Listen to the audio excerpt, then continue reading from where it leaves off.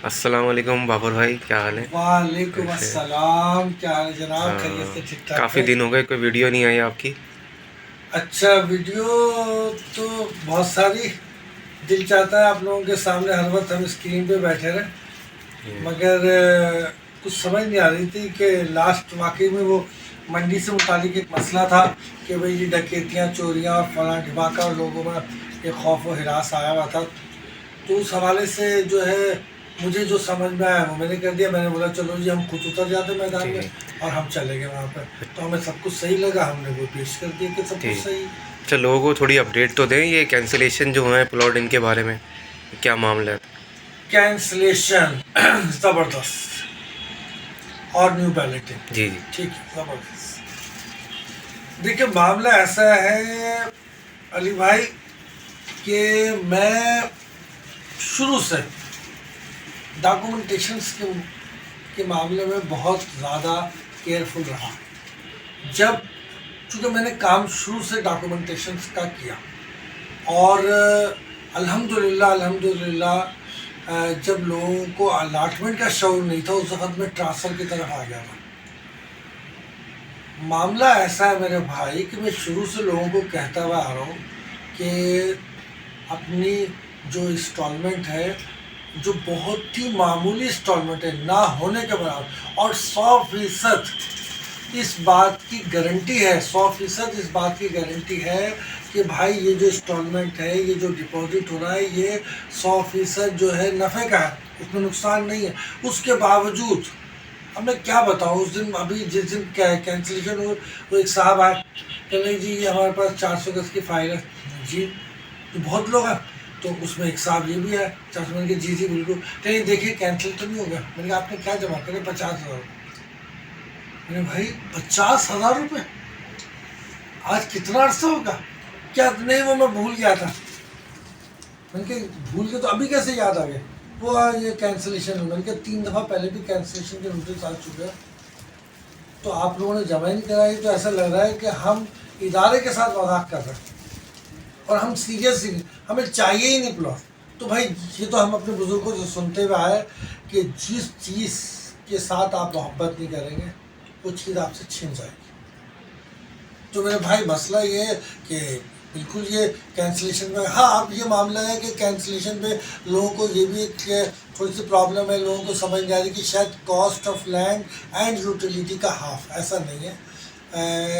एक साहब तो उस दिन आए तो वो कहने लगे यार हमारे तो सिर्फ 60,000 रुपये के पता नहीं 65,000 रुपये जमा है, तो ये तो कैंसिल हो जाएगा। मैंने कह दिया आपका कैंसिल नहीं हुआ। कहले क्यों? 1,80,000 बनते, 1,80,000 बनते क्या तो टोटल कीमत जो? मैंने बोला भाई कॉस्ट ऑफ लैंड जो है उसका 50% है, यूटिलिटी का नहीं, कॉस्ट ऑफ लैंड का। तो 1,20,000 रुपये कॉस्ट ऑफ लैंड है, आपके 65,000 रुपये जमा है, आप बकिया पेमेंट जमा कराइए और अलॉटमेंट ऑर्डर निकलवा लीजिए। तो बड़े खुश हुए वो और उन्होंने कहा मालूम कर ले। मैंने कहा आप बेफिक्र हो जाइए, ऐसा ही। तो खैर अब जो कैंसिलेशन के लिए हमने गए आला है काम के पास और बात करी हमने, बहुत सारे सिस्टम गए, मगर बहरहाल उन्होंने हमें ये कहा कि जो काम हो गया वो तो हो गया, अब आगे की सोचो। अब आगे की बात यही है कि भाई मसला ये है कि न्यू बैलेटिंग की जो फाइल है, अब लोगों ने उसको भी तमाशा बनाया। भाई पेमेंट रेगुलर चलते रहो, करते रहो। अब उसमें भी ऐसे ऐसे लोग खाली बुकिंग स्लिप छोड़ी हुई। अब बताओ जून का कहा हुआ था, फिर अब इंशाल्लाह सन 2024 के अंदर जो है अलॉटमेंट आर्डर भी इशू होना शुरू हो जाएंगे। तो पेमेंटें अपनी जो है आप लोग करवाए और डॉक्यूमेंटेशन के लिए मैं बैठा हुआ हूँ यहाँ पे 5th फ्लोर पे अपना नर्सरी फर्नीचर मार्केट और अपना क्या नाम उसका, Khayyam chamber. Khayyam chamber 5th floor पे बैठा हुआ हूँ मैं, यहाँ ब्लू रिबन बेकरी के ऊपर। 517 नंबर कमरा है मेरा। तो आप लोग आइए, नंबर आप लोगों के पास है मेरा। आप लोग यहाँ आइए, जितनी जल्दी हो डॉक्यूमेंटेशन को कंप्लीट करें और जो है अपने जो अलॉटमेंट है और ट्रांसफ़र के जो मामलात है, ये सब चीज़ों को कंप्लीट करके अपडेट होकर बैठ जाइए। कौन सा इतना लंबा चौड़ा मामला, 5-5 हज़ार 6-6 हज़ार रुपये तो किससे न्यू बैलेटिंग वो भी कंप्लीट करें। अब पुराने जो मामलात है उसमें जो मसाइल है उसके लिए भी आप हमारे पास पर्सनल आइए, जब कभी टाइम हो इंशाल्लाह उसका भी कुछ न कुछ आपको मशवरा दिया जाएगा कि ऐसा करके ऐसे करें, ऐसे करके ऐसे करें, तो वो भी चलेगा इंशाल्लाह। ठीक है मेरे भाई, सही है। और बाकी अली भाई मसला ये है कि प्लॉट कैंसिल हो गए, प्लॉट, चूँकि हमने उस चीज़ की फ़िक्र नहीं की। फिर जब कैंसिल हो गए प्लॉट, फिर हम दौड़ते हुए आए कि जी ये क्यों हो गए, कैसे हो गए, क्या मसाइल हो गए, यानी कि हमने फ़िक्र की।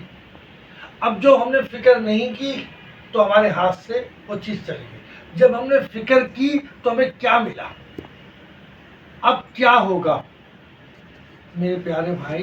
अब हमने फ़िक्र की है, हम जहाँ से हमें होश आ जाएगा, जहाँ से हमें समझ हो आएगी, वहीं से हमारी ज़िंदगी स्टार्ट हो जाएगी, वहीं से हमारे कारोबारी मामला, वहीं से हमारी जो भी कहानी वहीं से हम स्टार्ट कर देंगे। ठीक है ना।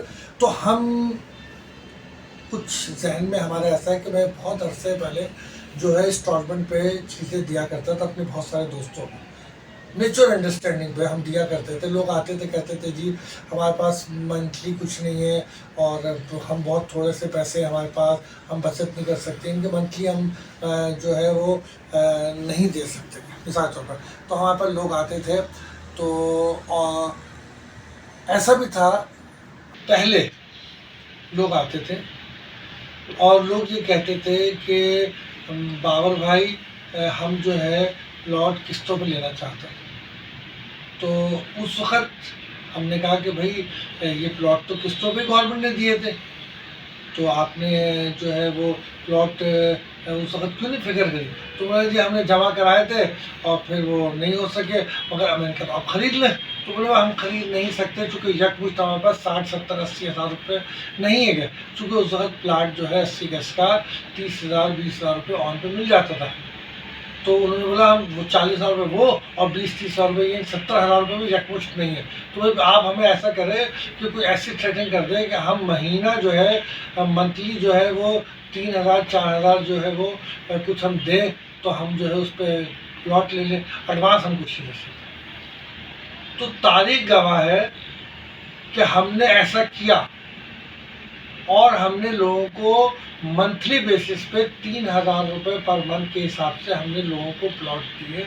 80 गज की कीमत हमने तकरीबन जो है मेरे ख्याल से ये 1.5 लाख रुपये रखी थी ट्रांसफ़र के साथ, और 120 गज की जो है 1,85,000 रुपये रखी थी इंस्टॉलमेंट पे ट्रांसफ़र के साथ, और लोग हमें मंथली 3,000 रुपये दिया करते थे।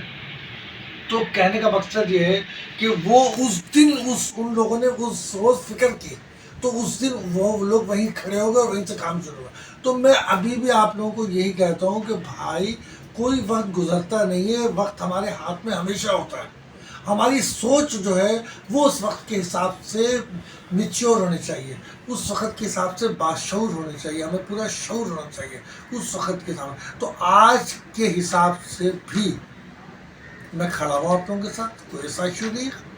आप लोग आइए मुझसे बात करें, मिले, मुलाकात करें, अपना मसला बयान करें कि आप किस जगह खड़े हो और किस तरह प्लॉट लेना चाहते हैं और आप क्या करना चाहते हैं।